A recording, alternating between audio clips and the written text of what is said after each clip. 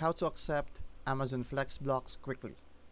I'm going to tell you how to accept Amazon Flex blocks quickly. The key is speed and consistency because blocks disappear within seconds once they drop. First, make sure you have a strong and stable internet connection. Wi Fi or 5G works best. Keep the Amazon Flex app open on the Offers tab and refresh regularly, since new blocks can appear at any time. Many drivers use the swipe and release method.